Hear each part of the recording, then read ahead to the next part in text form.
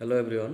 So today I will discuss second application of Gauss law, that is field due to uniformly charged infinite plane sheet. এখন plan शीटर কাৰণে আমি বিদ্যুৎ ক্ষেত্ৰ উলিয়াব লাগিব। That means অসমীয়াত কোৱা হ'ব সুষমভাৱে আহিত সমতুল্য পাত এখনৰ কাৰণে সৃষ্টি হোৱা বিদ্যুৎ ক্ষেত্ৰ। তো আমি ধনাত্মক আধানযুক্ত সমতুল্য পাত প্লেন शीट এখন লৈছো। কিন্তু দেখা যায় কি যিখন প্লেন शीट তাতে আমি ডাইৰেক্টলি গছ ল এপ্লাই কৰিব নোৱাৰি। গছ ল এপ্লাই কৰিবলৈ কি লাগিব এখন গাউছিয়ান সাৰফেস লাগিব। তো আমি এখন গাউছিয়ান সিলিন্ডাৰ লৈছো। তো ইয়াতে দেখা পাইছা তোমালোকে গাউছিয়ান যেটো সিলিন্ডাৰ তাৰ তিনিটা পৃষ্ঠ আছে। পৃষ্ঠ 1 2 and 3। পৃষ্ঠ 1 আৰু 2 সাৰফেস 1 আৰু 2 এই দুটা হল তোমাৰ ফ্ল্যাট সাৰফেস এন্ড যেটো 3 আছে হেটো হল তোমাৰ কাৰ্ভড সাৰফেস।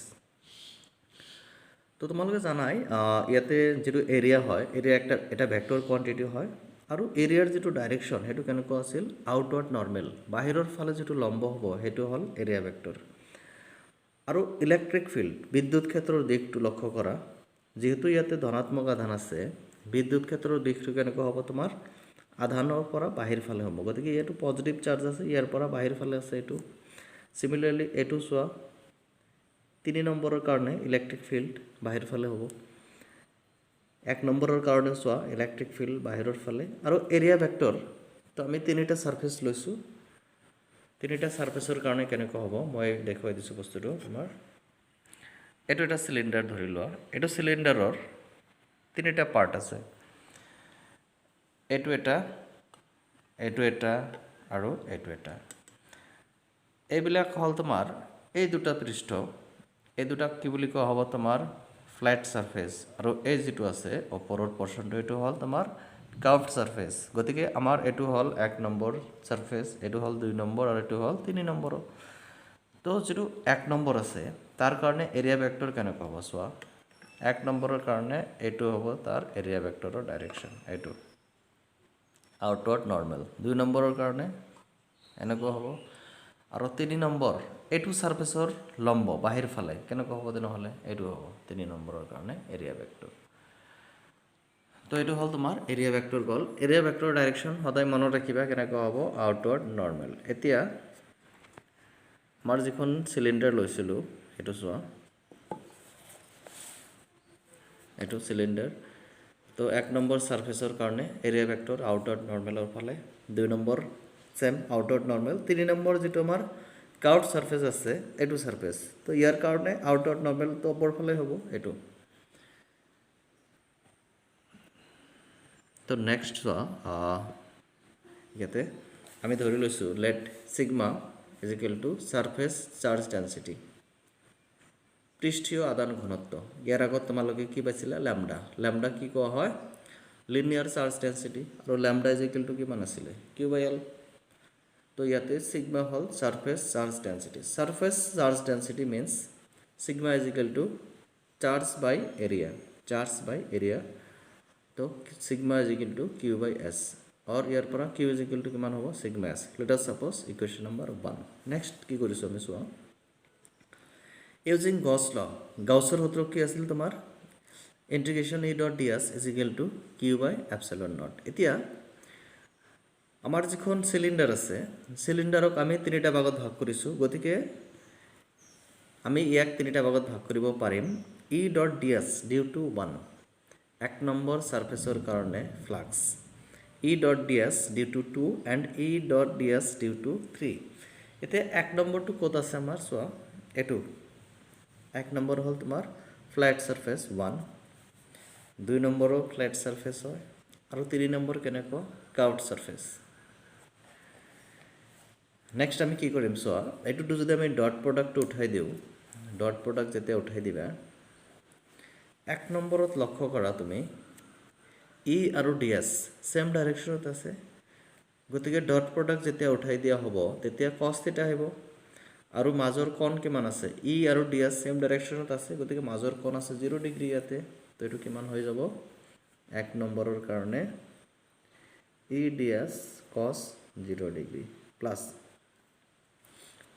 2 নম্বৰ লক্ষ্য কৰা 2 নম্বৰত তো কি আছে এটো 2 নম্বৰ হয় 2 নম্বৰত ই আৰু ds সেম ডাইৰেকশনত আছে মাজৰ কোণ এগেন কিমান 0 ডিগ্ৰী তো এটো কিমান হৈ যাব ই ds cos 0 degree plus 3 number লক্ষ্য কৰা 3 নম্বৰ আমাৰ কাৰ্ভ সাৰফেস হয় 3 নম্বৰত কিন্তু ই আৰু ds ৰ মাজৰ কোণটো কিমান আছে 90 ডিগ্ৰী আছে গতিকে 3 নম্বৰত হৈ যাব তোমাৰ ই ds cos 90 degree is equal to right hand side ot kiman q by epsilon naught q er value to bahai dia ebar q er value ami kiman paisu q is equal to sigma s to sigma s divided by epsilon naught etu palu to next so ki korim ami e ds cos 0 degree value 1 to ki thakibo yate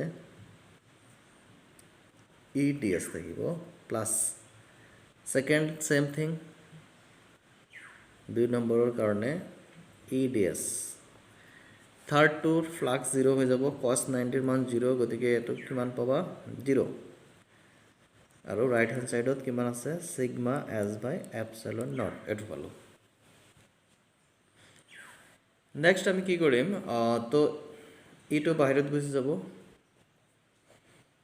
ds similarly e বাহিৰত ds is equal to how much sigma s by epsilon naught ds or integration কিমান হৈ যাব তোমাৰ s e s ইয়াতেও কিমান হ'ব তোমাৰ s s কি বুজাইছে তোমাৰ সাৰফেস এৰিয়া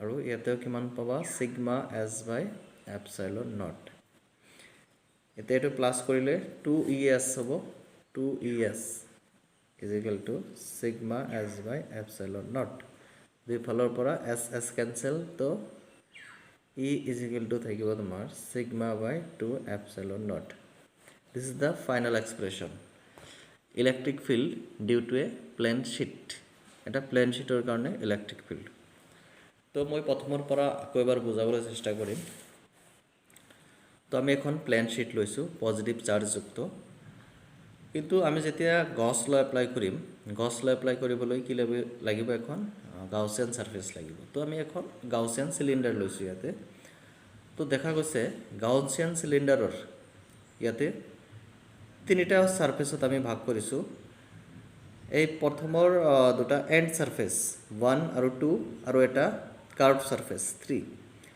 তো 1 আৰু 2 ৰ কাৰণে যেটো এৰিয়া ভেক্টৰ এটো কেনেকৈ হ'ব তোমাৰ আউটৱাৰ্ড নৰমাল 3 ৰ কাৰণেও অপৰ ফালে হ'ব আউটৱাৰ্ড নৰমাল আৰু যেহেতু ইয়াতে পজিটিভ চাৰ্জ আছে পজিটিভ চাৰ্জ থাকিলে ইলেক্ট্ৰিক ফিল্ডৰ ডাইৰেকশনটো কেনেকৈ হয় away from the charge চাৰ্জৰ পৰা বাহিৰ ফালে গতিকে এটো হ'ব e 1 ৰ কাৰণে এটো 2 ৰ কাৰণে আৰু এটো 3 ৰ কাৰণে এটো হল ডায়াগ্ৰাম তো নেক্সট ওয়া আমি জানো সিগমা কি বুজাইছে ইয়াতে surface charge density that means charge by surface area ইয়াৰ পৰা q is equal to কিমান লিখিব পাৰিবা sigma s according to Gauss law আমি জানো e dot ds is equal to q by epsilon naught এতিয়া আমাৰ যিখন সিলিন্ডাৰ আছে হেতু তিনিটা ভাগত ভাগ কৰা হৈছে সাৰফেস 1 2 3 তো সাৰফেস 1 হল এটু সাৰফেস 1 ত e আৰু ds সেম ডাইৰেকশনত আছে দ্যাট মিন্স মাজৰ এঙ্গেল 0 ডিগ্ৰী আছে আৰু ডট প্ৰডাক্ট উঠাই দিলে কি পাবা cos θ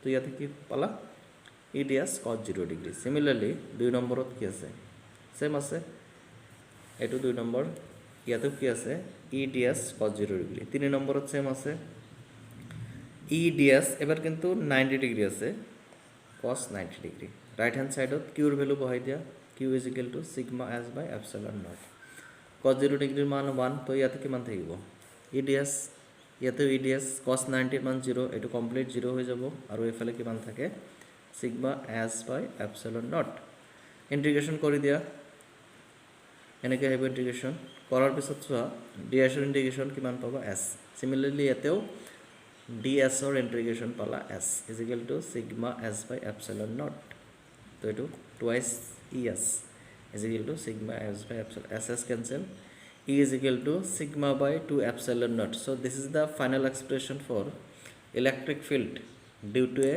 plane sheet thank you